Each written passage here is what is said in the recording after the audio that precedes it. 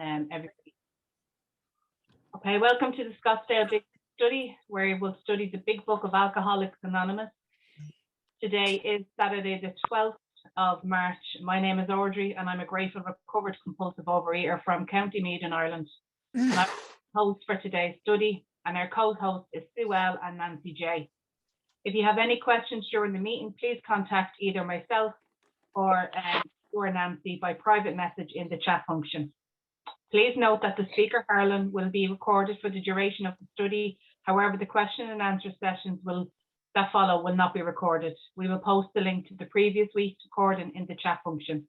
We ask if you can please make sure you keep your microphone on mute at all times during today's study.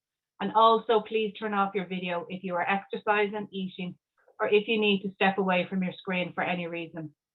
We will also post the link for the 7th tradition in the chat. I will now hand you over to Harlan. Thanks, Harlan. Hi, thank you. Thank you very much. I really appreciate that. And I appreciate all the people who make this possible and all the people who come to it. It's just fabulous that you're here today. And we're going to be talking today about one of the greatest miracles that the world has ever seen. And what is a miracle? A miracle is something that occurs that there is no explanation for. There's no earthly explanation for it. And it's just a fabulous, fabulous miracle this morning that we're going to be talking about. It's March the 12th. I hope it is as gorgeous where you are as it is here in Arizona today. And I just want to remind everybody before we begin today that tonight, well, actually tomorrow morning at 2 a.m., you guys outside of Arizona and outside of Hawaii are going to change your clocks. You're going to spring forward, but we are not. So for this meeting, there will be no change. I'm going to adjust. I'm going to start an hour earlier at 10 o'clock rather than 11 my time so that you don't have to adjust on Saturday mornings. The reason that I'm telling you this is if you're in the state of Arizona, it will go earlier 1 hour. The other thing I will remind you of is for those of you who attend our Scottsdale meetings in the evening, those meetings will begin 1 hour later as of tomorrow, because Arizona will effectively be on Pacific time because of the time changes that the rest of you will experience. So with that in mind, let's get started. We have been talking about Bill Wilson, and the reason that Bill's story is in the front of the book is because a guy by the name of Tom Uzzell, who edited the book, moved it there. Originally, Bill's story was supposed to head off the story section of the book in the back. But when Tom Uzzell was called in late November, November of 1938, the book was published or printed on April 10th, 1939. One of the things that he did besides making changes and cuts was he moved Bill's story to the first page, the first part of the book, and so that we could identify with Bill. And if I really look at the way Bill thinks, do I identify? You bet that I do. Do I eat the way Bill drinks? You bet that I do. So for me, even though I've never been an alcoholic, I'm not from East Dorset, Vermont, where Bill is from. I was not born in 1895. It doesn't seem to matter. I identify with Bill right down the line. And we have been talking about Bill Wilson, and we have been looking at a couple of things. We have been looking at the progression of Bill's disease. And in the first 8 pages of Bill's story, we see his disease getting worse and worse and worse and worse in every paragraph and on every page. His disease, his attitudes, he goes from a person who is thoroughly against suicide to considering it himself. And he gets worse and worse and worse. Well, now we have seen Bill Wilson, and he has been hospitalized twice for his alcoholic consumption.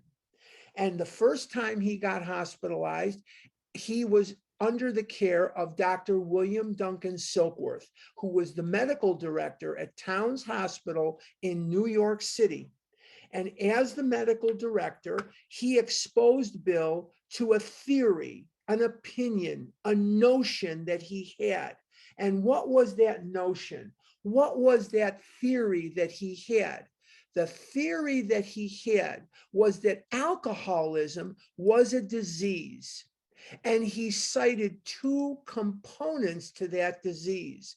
The first thing he looked at was he believed through observation, he believed that there was an allergic physical component to this disease. Never before in the history of the world was there ever a physical component ever discussed as part of this disease. For thousands of years, it was considered to be weak will, lack of discipline, lack of character, insanity, just plain being a drunk. And that's what people told me my whole life, my entire life. From the time I was pre-kindergarten, people would be screaming at my mother and screaming at my father and telling my mother and father that I needed to get some discipline, but they needed to get the cake, the cookies, and the candies out of the house. They could have put all the cake and cookies and candies out of the house, and I still would have been a compulsive overeater because food was doing something for me, not to me. It did plenty to me, trust me, but it did something for me that it did not seem to do for other people. It gave me an instant sense of ease and comfort that Dr. Silkworth calls the effect. And that's the mental component to it. If we cannot drink or eat because of the physical allergy, and we cannot keep from eating or drinking because of the twist of the mind that's searching for this effect, then we are powerless over alcohol. And the second time that Dr. Silkworth lays eyes, now the first time Bill comes in, it's April of 1933. The second time he comes in, it's April of 1934, 1 year later, and he comes to a conclusion through his observation that Bill is not just someone who's getting in trouble with liquor, but he is indeed what Silkworth would classify as an alcoholic. And when he saw Bill, he said to Lois that Bill is an alcoholic. And as an alcoholic, there was no remedy. And he told Lois, and Bill was in the bed, and Lois and Dr. Silkworth were standing in the doorway of the hospital room that Bill was in.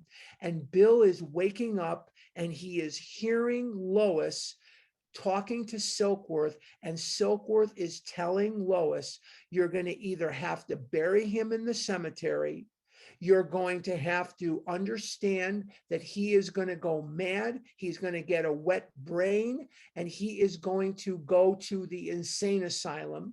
And in order to circumvent that, Bill Wilson hears Dr. Silkworth giving Lois some pamphlets, some brochures from some asylums that he is recommending that Lois lock Bill up in. And this is where we were in the treatment of alcoholics and the treatment of this in the 1930s. And for thousands of years, alcoholics were ostracized, shunned, stoned, jailed when they had committed no crime, and they were institutionalized in asylums. Now, I want you to erase in your mind any antiseptic idea that you have of an asylum. And I want you to understand that the asylums for the drunk were horrible places. The men had it horribly. The women had it worse.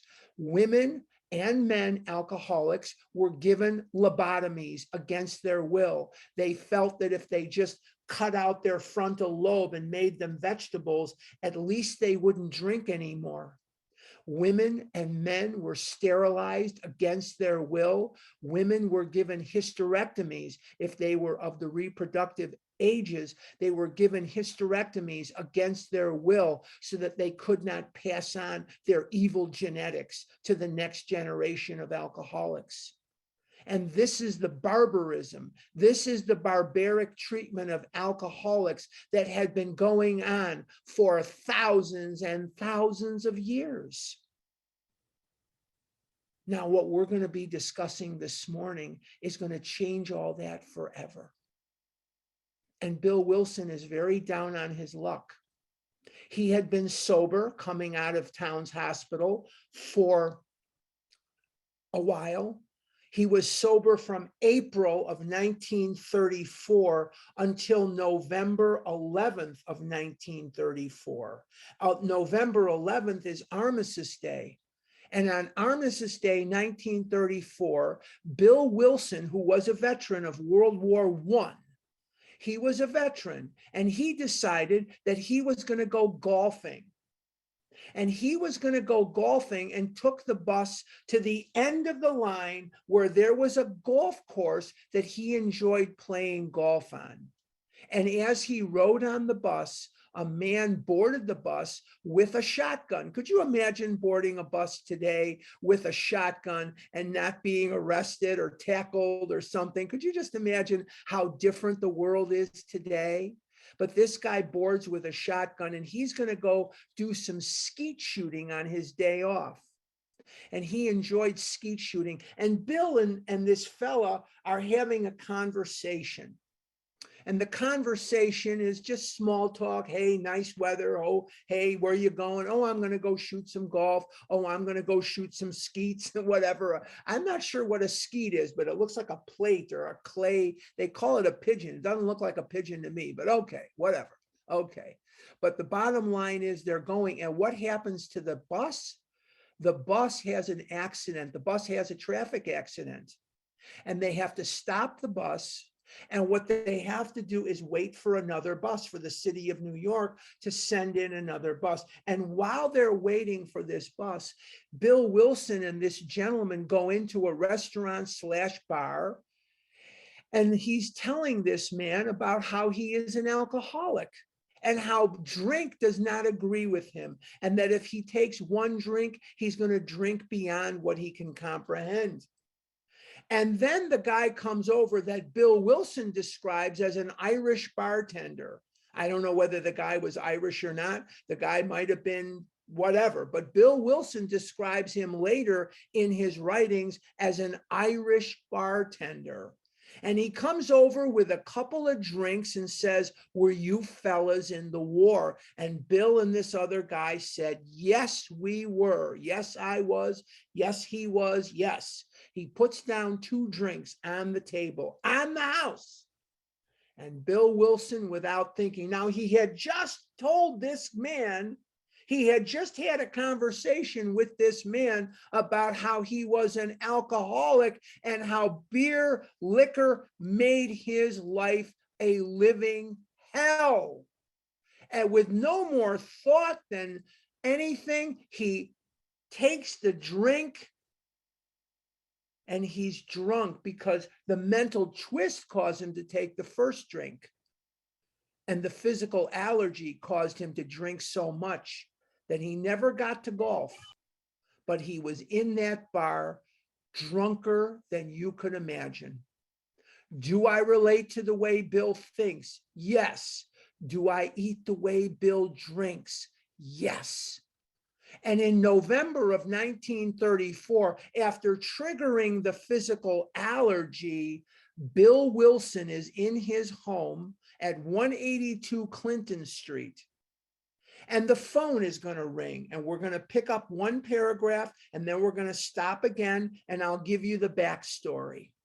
I'm on page 8, and Bill's story is really divided into two sections. The first 8 pages of Bill's story are about Bill's descent into the madness of alcoholism. And the second 8 pages are about how a recovery therefrom was affected.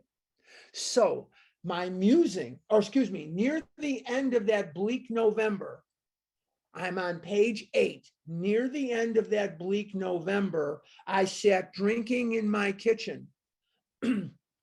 With a certain satisfaction, I reflected there was enough gin concealed about the house to carry me through that night and the next day. My wife was at work. I wondered whether I dare hide a full bottle of gin near the head of our bed. I would need it before daylight. Now, before I read another word, I'm going to tell you about the greatest miracle that has happened in this world since the Cubs won the World Series in 2016, which was quite the miracle. Anytime a Chicago team wins a championship, you have to consider it a miracle because they normally don't win. But the bottom line is we're going to go back in our minds to Rhode Island. The smallest state in America is Rhode Island, but lots and lots of wealthy people live there. And one of those families that lived in Rhode Island, one of those industrialist families, was a family whose last name was Hazard. And their wayward son, Roland, was an alcoholic. Their wayward son, Roland Hazard III, was indeed afflicted with alcoholism.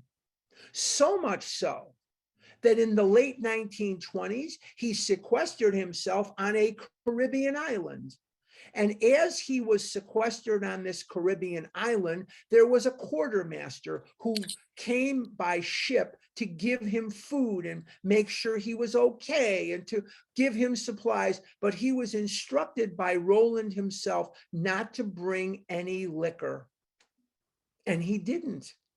And for the year that Roland was on this Caribbean island, he managed to stay sober completely and he had no problem. Roland feels it's time to get off the island. Not only is he cured now, since he has remained sober for a year, but he needs to get back to business and he needs to get back to Rhode Island. Roland's family was very, very wealthy. They owned a major company at that time called Burlington Mills. And if you've ever walked on carpeting, you've probably walked on Burlington carpeting. And that was the company that they owned. They had been in this country since the 1600s, late 1600s. So they had lots of time to make a lot of money. They also were major players in another company that is still traded on the New York Stock Exchange today called Allied Chemical. So these were very wealthy people. And Roland went to Miami first. And when he got to Miami after this year on the island, he was drunk before you could say Bob's your uncle. Not only was he drunk, he was incapacitated by his inebriated state. So much for being cured. Now, in its infancy, in the early 1930s, was the art of psychiatry. See, we think of psychiatry as being around for centuries. That is not true. That is absolutely not true. Psychiatry is mostly a product of the 1930s, 40s, and the middle part of the 20th century. And since money was never an object, Roland sought out the services of who reputation pointed him to was the preeminent psychiatrist in the world, Sigmund Freud. And Freud was not taking on any new patients. So he says to Freud, "Who is your number one protege?" And he tells him about Dr. Adler. And Dr. Adler gets approached by Roland Hazard, and Roland finds out that Dr. Adler is not taking on any new patients either. So he says to Adler, Adler, who do you recommend? Who do you think is the next one in line that may be able to help me? And Adler points him in the direction of a guy by the name of Carl Jung. Jung is pronounced Jung. That's where the Jungian psychiatry comes from, is Carl Jung. And not today, but maybe in a week or two, we're gonna have the letters between Bill Wilson and Dr. Jung. We're gonna read them here so you can get a glimpse of the communication that happened in 1960, some 20 some years later.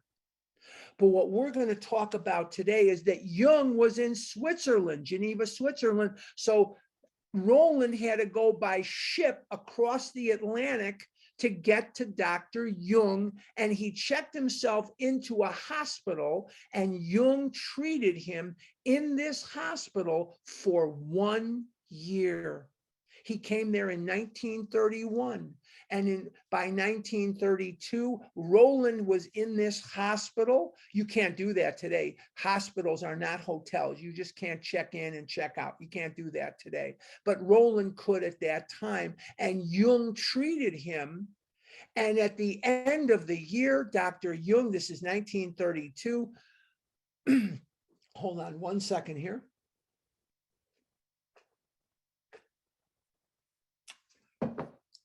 Dr. Jung says to Roland Hazard, I've just about exhausted anything and everything I could possibly tell you. You are free to return to the States and go home. And this was 1932. And Roland is excited. He's going to go home, and he goes to Paris. And from Paris, he is going to get a ship that is going to take him back to New York. And from New York, he'll go to Rhode Island.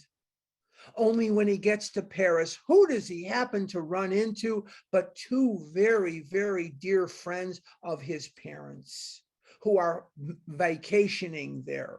Now, this was the height of the Depression. You had to have a lot of money to be able to go to Paris on a vacation. But Roland's parents had friends, and they were also wealthy.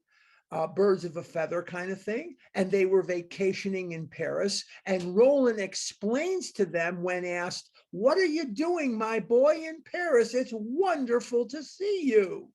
He explains to them about how Jung cured him of his alcoholism, and that Jung has assured him that he was free to return to the States. And they celebrate by busting a bottle of France's finest bubbly.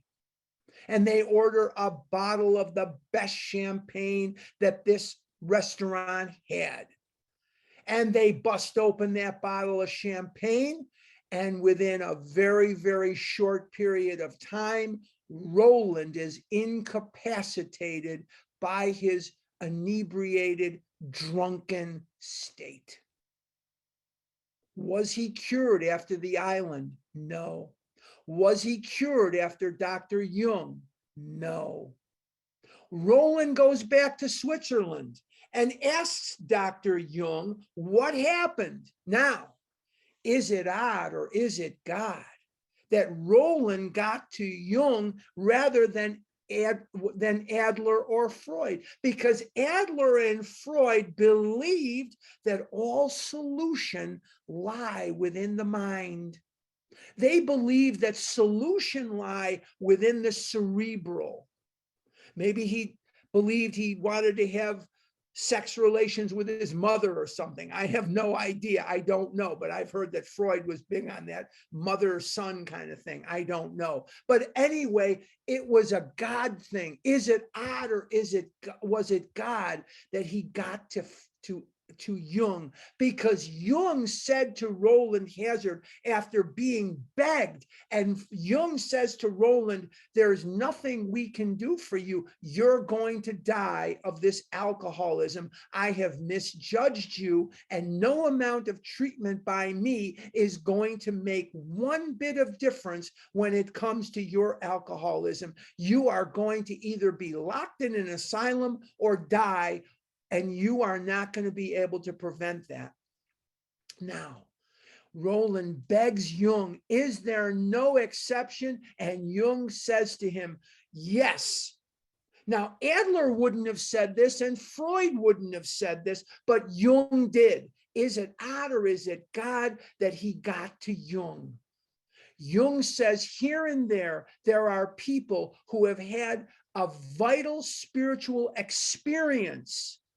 Now, what is the difference between a spiritual experience and a spiritual awakening? A spiritual experience is sudden and profound right now. And a spiritual awakening is what I have every day, something that is slow in developing, something that takes time. He says here and there are people who have had a vital spiritual experience, and it alters their ideas, emotions, and attitudes. And Roland, infused with optimism, infused with the one thing that he could do to maybe rise above this damn alcoholism, he goes back to New York. And while he's in New York, this is 1932, while he's in New York, he goes, instead of going to the Protestant church, the Catholic church, the whatever church you have, he goes into something that was also in its infancy at that time. And he goes into the Oxford Group movement. The Oxford Groupers were people who were practicing first century Christianity to the best of their ability. They were founded by a Lutheran minister named Frank Buckman, and Buckman had a resentment against the Lutheran Church. And he had a church near Oxford in England, not far from Oxford University, and that's where they got their name. They would travel around on public transportation, and people started referring to them as the group at Oxford, the Oxford Group, and their name stuck. And Frank Buckman was very, very aware that Christians had lost their enthusiasm. There's an interesting word, enthusiasm. It comes from two old Greek words, entheos, from God. Entheos, from God. That's where the word enthusiasm comes from. Entheos, from God. And Buckman believed that the Christians in the 1930s had fallen down in their adoration and devotion to Christ, that they were not as enthusiastic as the early Christians were. And he went on a mission to China. And while he was in China, he saw Christians that possessed this enthusiasm. He found what he had been looking for all along. And he wondered, why did these Christians have such enthusiasm? Why were they so instilled with the spirit of their Christianity, with the enthusiasm of their Christianity? And the English Christians and the American Christians were more blasé. And he found that the ones that he saw in China practiced something called altruism. Remember, Dr. Silkworth, in The Doctor's Opinion, calls our movement an altruistic movement. Altruism means giving with no expectation of return. Just like sponsorship, you give and give and give, but you don't, if you're on your game, you have no expectation of return. We are not in the results business. We give so that we can keep a little of it, and we give and give and give, and the more we give away, the more we get to keep, right? That's what we do, all right? Now, Buckman goes back to England, and he says, hey, gather around, everybody, I have found an answer. And he tells him about this altruism, this giving and giving, and this is what he believed that Christianity lacked. Now, Buckman, one of his disciples, one of his students, was a guy who is going to play a major role in AA history, and he is an Episcopal minister, and he will be the point man in America at the Cavalry Mission in New York City, and his name is Sam Shoemaker. And Sam Shoemaker will take over the cavalry mission in New York City. And the next time we go to Newark to go to the Vision Convention, don't ask me in the question and answer when that's going to be. I don't know any more than you do. I'm just praying on it every day so that we can do more than be here on Zoom, that we can embrace and we can break bread together and we can laugh together and we can cry together. And I also pray the same thing about the OA birthday in Los Angeles around Martin Luther King Jr.'s birthday every year, because the OA birthday and the Vision Convention are the best conventions for recovery that I have ever been around. And I've only been here for 43 years. The OA birthday is a wonderful convention, and the Newark convention is a wonderful convention. But if you take the time when you're in Newark to go into New York City and you go to the cavalry mission, you go to the right and then right again, and you will see a stained glass window. And at the bottom of the stained glass window, you will see inscribed, "Donated by Roland Hazard III." And Roland Hazard goes to New York and he meets up with Sam Shoemaker. And Sam Shoemaker is in charge of the cavalry mission in New York. And they are people unconcerned with alcoholism, but they are practicing first century Christianity to the very best of their ability. And while he's there, now we're in 1933, while he is there, he meets up with a guy by the name of Cebra Graves Jr., C-E-B-R-A, Cebra Graves Jr., and another fellow by the name of Shep Cornell.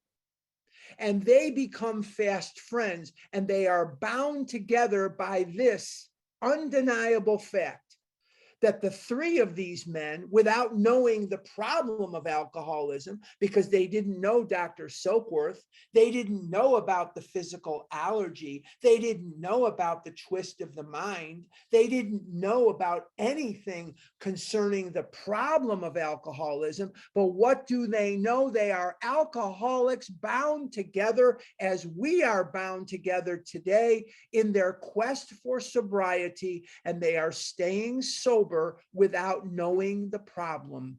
They are working the 6-step program of the Oxford group, and they are doing whatever they can do to be of maximum service to God and the people about them. They are doing the very best they can to practice the 4 absolutes of the Oxford group movement. The 4 absolutes are absolute honesty, absolute purity, absolute unselfishness, and absolute love. And the 6 steps of the Oxford group movement, although it has been revised, it wasn't really what we're saying here, but it revised for alcoholics. Number 1, complete deflation. Number 2, dependence and guidance from a higher power. Number 3, a moral inventory. Number 4, confession. Number 5, restitution. Number 6, continued work with other alcoholics. And that was what they were doing, and they were staying sober without knowing the problem of what is alcoholism. But they're sober. Now, I want to bring you up to 1934. Shep Cornell is sober. Cebra Graves Jr. is sober, and Roland Hazard is sober. Now I want to bring you to Albany, New York. Let's leave the guys in New York, Roland, Cebra, and Shep. Let's leave them in New York, and we're going to go upstate to a place called Albany, New York. It's the state capital. The street that I was born and raised on was Albany Street in Chicago. My address when I was a little boy was on Albany Street. Albany Street is in Chicago. Anyway, we're going to go there, and we're going to meet a man named Edwin Ebby Thatcher. Edwin Ebby Thatcher also comes from a prestigious family. They were in the steel business, the metal business. Ebby's father at one time was the mayor of Albany, New York. His brother also ascended to the mayoralty of Albany, New York after this story takes place. But for right now, Edwin Ebby Thatcher is part of a larger Thatcher family. And Edwin Ebby Thatcher is an alcoholic. And boy, is he an alcoholic. And the Thatchers and the Hazards have summer homes in a place called Manchester, Vermont. I've been to East Dorset, I've been to Manchester, and he is embarrassing the family with his drunken escapades.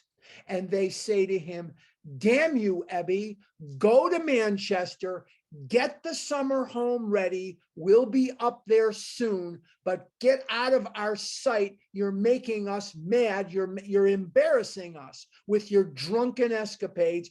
Go to Vermont, damn it. And he goes up there in April of 1934. And Ebby is painting a wall. Ebby's the guy that's not Bill behind me. I don't know if you can see these guys or not. Bill is the Bill guy, and the other guy is Ebby Thatcher. I brought them out here because I knew that we were going to be talking about this today. And Ebby Thatcher is painting a wall, and some pigeons land on the gutter. So he does what any normal alcoholic who's drunk, who's been drinking while he's painting does. He goes inside and gets his shotgun, and he comes back out and he's blasting the gutter and blasting the wall. Of course, the pigeons are long gone by that time, and the neighbors get scared and they call the police. And the police come and they say, oh, it's you, Thatcher. Again, drunk? What the heck is going on this time? And they put him on double secret probation. Did you ever see the movie Animal House? They put the Delta House on double secret probation. But anyway, what they tell him is, if you get drunk one more time, you're going to Brattleboro. Now, what is Brattleboro? Brattleboro is a city in Vermont, yes. And I ate lunch there with my sponsor and a couple of other people years ago when we were in Newark and we took the trip to East Dorset, Vermont. But anyway, Brattleboro is more than just a city in Vermont. Brattleboro is where the state asylum for the insane is located in Vermont. So what they were effectively telling Ebby is, you get drunk one more time, you're going to an insane asylum. You're going to Brattleboro. May comes, June comes, July comes, August comes. He's been a good boy. August comes, he's driving drunk. He's driving and he is boiled as an owl. He is as drunk can be. And he drives right into a woman's home in Manchester. Right, he crashes through the wall in his car. He destroys the car. He destroys this poor woman's kitchen. And rather than showing any contrition whatsoever, rather than showing any remorse whatsoever, he hops out of the car, thinks he's a funny man, and brings his cup up and says, hey, Toots, how about a cup of coffee? She calls the police. The police come in late August of 1934 and lock Ebby up in the lockup in East Dorset, Vermont. He is in there over the Labor Day weekend, 1934. It is now September of 1934. Now let's leave Ebby in his cell and let's go back to New York and let's look in on Roland and let's look in on Shep and Sebra, primarily Roland and Sebra, because Shep will not figure into this now. Sebra Graves Jr. accompanies Roland to the first trip back to Rhode Island that Roland has taken in quite some time. And he goes home and he sees his mother and father and he is sober. And Roland's parents are kvelling. The Yiddish word of the day is quelling. What is quelling? Rapture beyond belief. Like you're up there watching your daughter become president of the United States or whatever, the president of Microsoft or whatever that might be.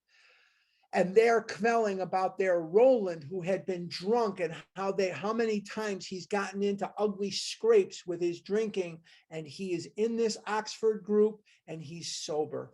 And they say to Roland and they say to Seabrook Graves Jr., hey, you guys need a break. You've been working your butts off down there at the cavalry mission, and you need a break. Go anywhere you want and we'll pay. And Seabrook Graves Jr. says to Roland Hazard, I've come to your folks in Rhode Island. I would like you to come meet my folks in East Dorset, Vermont. And who was born and raised in East Dorset, Vermont? You're right. Our hero, Bill Wilson, was born and raised in East Dorset, Vermont, and who just happens to be in the lockup in September of 1934. That's correct, Edwin Ebby Thatcher. Now, is it odd or is it God that Seabrook Graves Jr.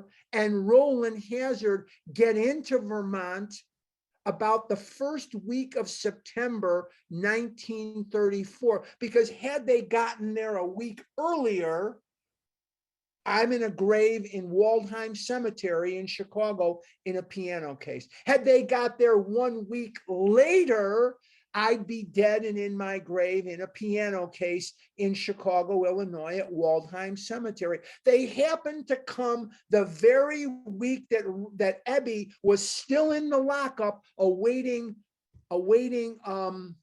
extradition to the Brattleboro Insane Asylum. Now they knew Ebby and they knew of his drinking and they hear about his escapades. And they want to appeal to the judge to release Ebby to their care. And Seabrook Graves Jr. and Roland Hazard approached the judge on Ebby's behalf and asked the judge, will they remand Ebby to their care? Let us take Ebby to the Oxford group in New York and see if we can do something for him while he's there. And the judge in this case just happens to be a man whose name is Seabrook Graves Sr. And Seabrook Graves Jr. appeals to Seabrook Graves Sr. and Roland Hazard says, remand or release him to our care. And in September of 1934, although he is not exactly a fireball of enthusiasm, he is in the Oxford group in New York with what he will describe as a bunch of holy frickin' rollers. But it beats sitting in an asylum, and he does what they say. And from September to October, he gets 1 month of sobriety. And then from October to November, he gets 2 months of sobriety. He has now been sober for 2 months for the first time in his adult life.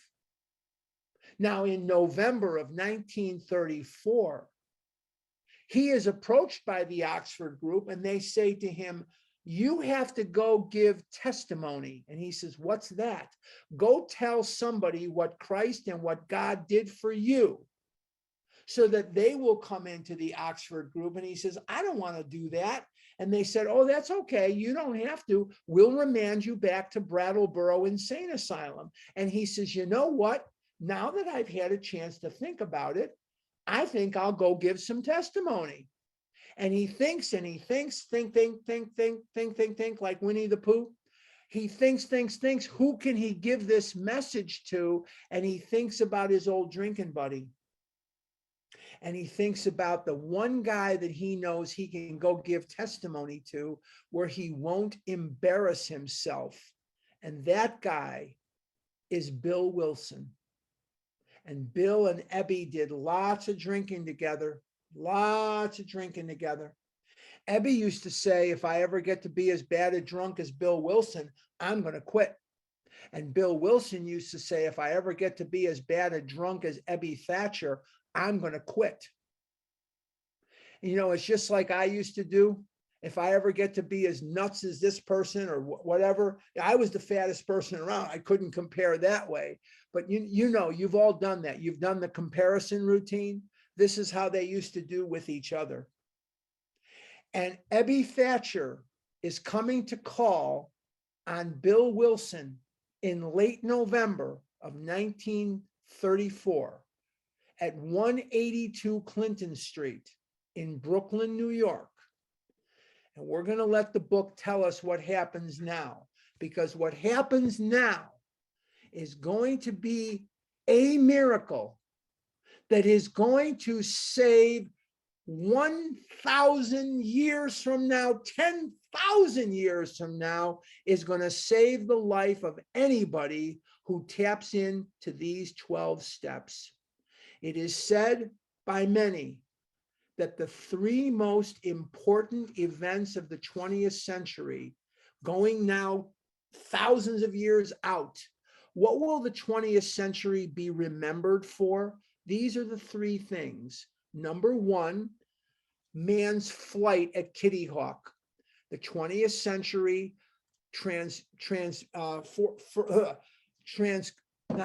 it transformed us into an airplane age. Number two, the computer/atomic age. And number three, the development of the 12 steps of Alcoholics Anonymous. And let's take a look at what's going on. We don't have a ton of time left. I almost fell off my chair. I thought I could get done with this much quicker than I actually did. But we're going to take a look, and we'll get as far as time permits us. We're at the very, very bottom of page 8. My musing was interrupted by the telephone.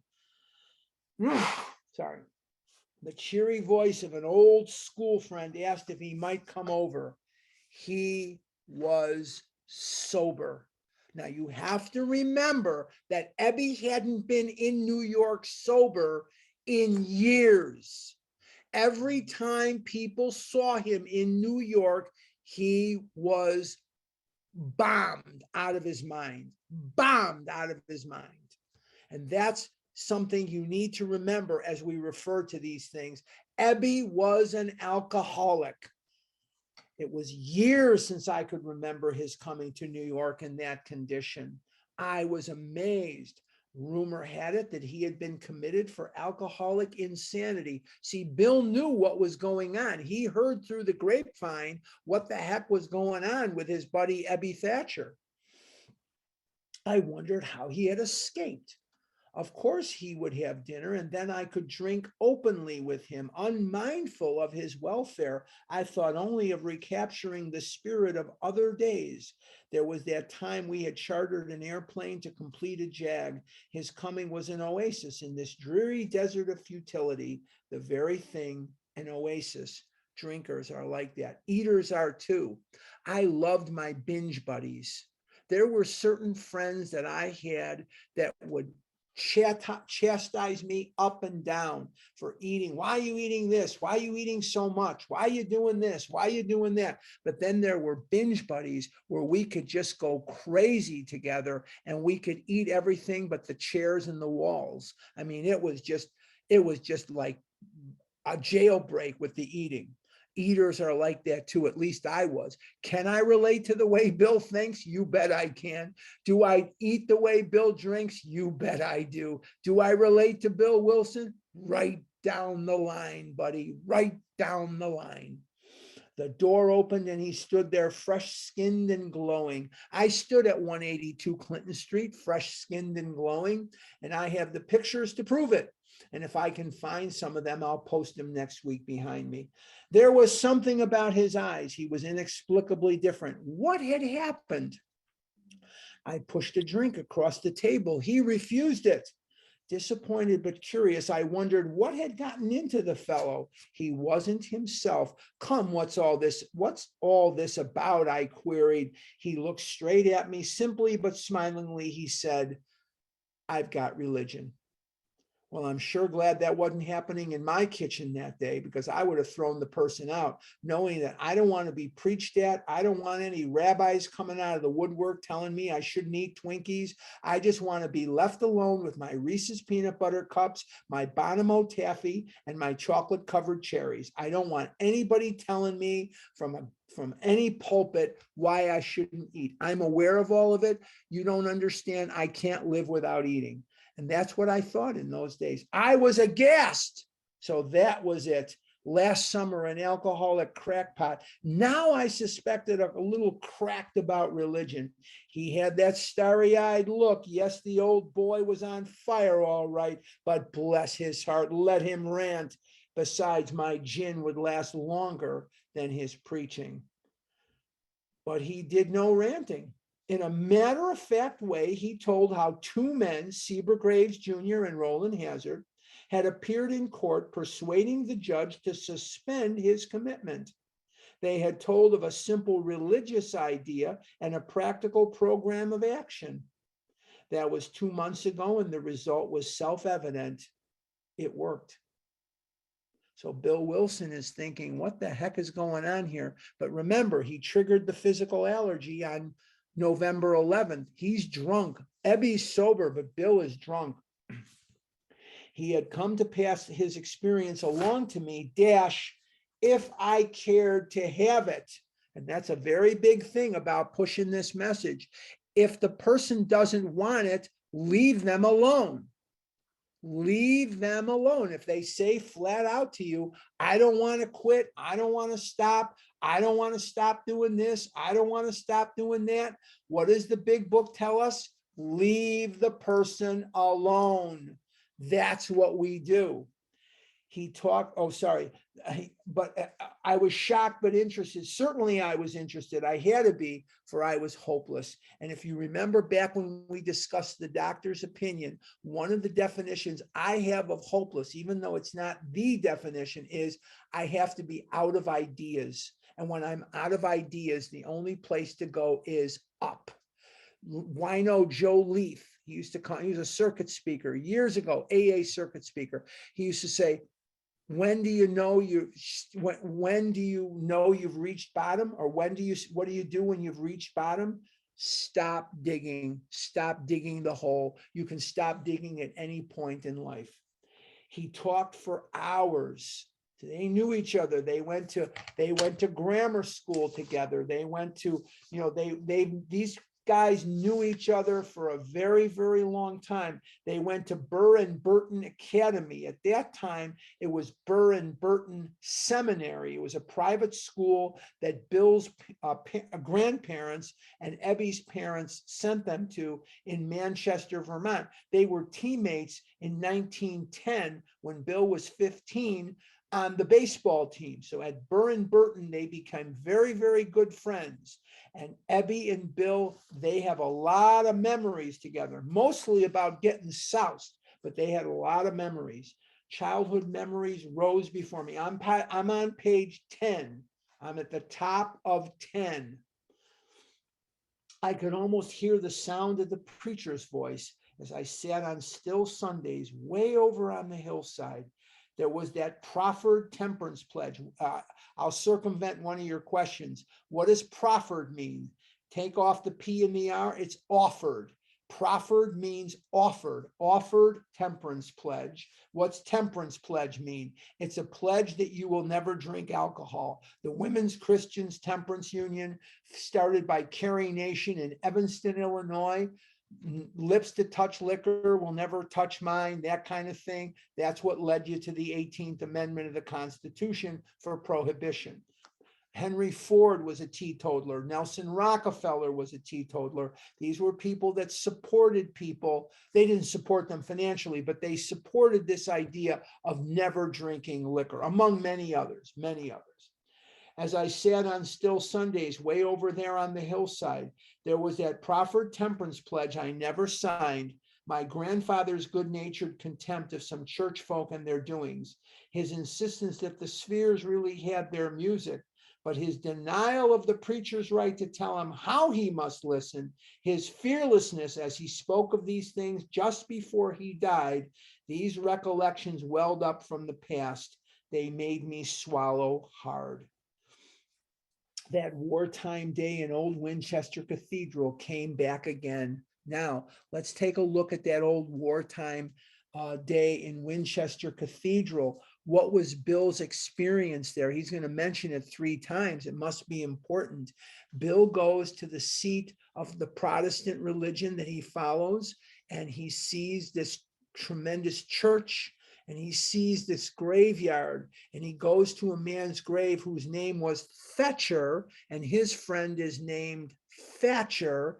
And this guy Thatcher, here lies a Hampshire grenadier who caught his death drinking cold small beer. A good soldier is ne'er forgot, whether he dieth by musket or by pot. He's looking at the grave of a man named Thatcher who died in the 1600s from drinking too much beer. And he had been warned by his grandparents and his parents and the relatives not to drink. Bill's grandfather on his father's side, his paternal grandfather, destroyed his family with drinking. Bill's father blew up their family with his drinking. And here he is, he's drinking, but he goes to England and he sees this and he doesn't want to die from his alcoholism. And he is very moved by this. He's very moved by this tombstone, and he's very moved. And he says, I don't want to die like this. But he was an alcoholic. There was really not much he could do. There wasn't anything he could do that he knew of. I had always believed in a power, notice it's capitalized, greater than myself. I had often pondered these things. I was not an atheist. Few people really are. I know that there are people who claim to be atheists, and I'm not disparaging that at all. But I think most of the people, in my opinion, I could be wrong. I don't want to say anything to offend anyone. If you're an atheist, God bless you. But I think there's even more people that run around and they're really mad at God. They're really upset at God. I believe that there are people who are atheists, and that's fine, and they're agnostics. Agnostic isn't sure one way or the other. Atheist believes there is no God. Believers believe that there is a God.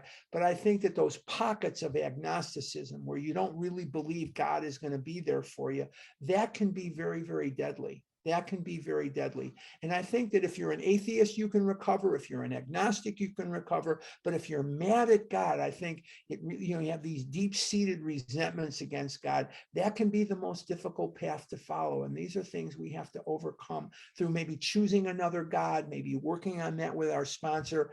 I've done special editions, and I did something on the OA birthday years ago with my sponsor about finding a higher power.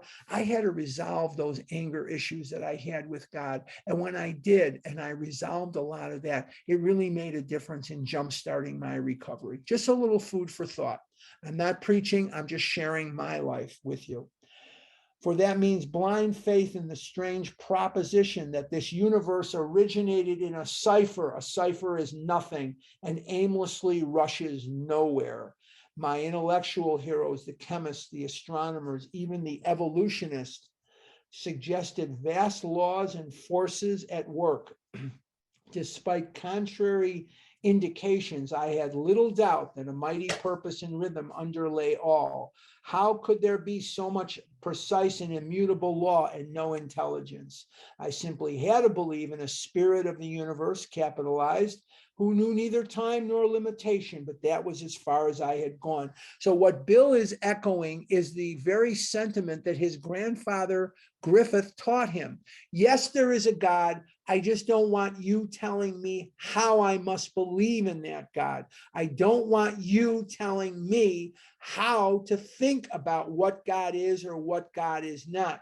But he is conceding absolutely that in his heart and in his mind, yes, there is a spirit of nature. How else could there be a world? Let's continue on the bottom of 10. With ministers and the world's religions, I parted right there. When they talked of a God personal to me, who was love, superhuman strength and direction, I became irritated and my mind snapped shut against such a theory. So in other words, he believed that there was a God, But when people try to tell him that this God can be personal to you, it's a difficult thing for him. And it was very difficult for me too, because I had called on God many times to help me. I wanted to be invisible. I didn't want anybody to see me. I prayed for invisibility. I was an object of ridicule. People yelled things at me from cars. People belittled me. People treated me like garbage. People treated me as if I was a thing, slapping my stomach and slapping my ass in public. And I didn't even know these people. I didn't even know them, calling me names, telling me I had no discipline, reminding me what a fat slob I was. And it was very tough. And I had to swallow it, and I had to pretend that it didn't bother me. Let's do one more paragraph. To Christ I conceded the certainty of a great man, not too closely followed by those who claimed him, his moral teaching most excellent. For myself, I had adopted those parts which seemed convenient and not too difficult. The rest I disregarded. So in other words, he took it cafeteria style. He'll take a little here and a little there, and the rest he is going to leave alone. Now, I'm going to stop there, and it's time, which I can't even hardly believe is time already. But before I turn this back over to either Nancy or Sue or Maria, or I don't even think Maria's here today, but before I do that, I'm just going to remind you of a couple of things.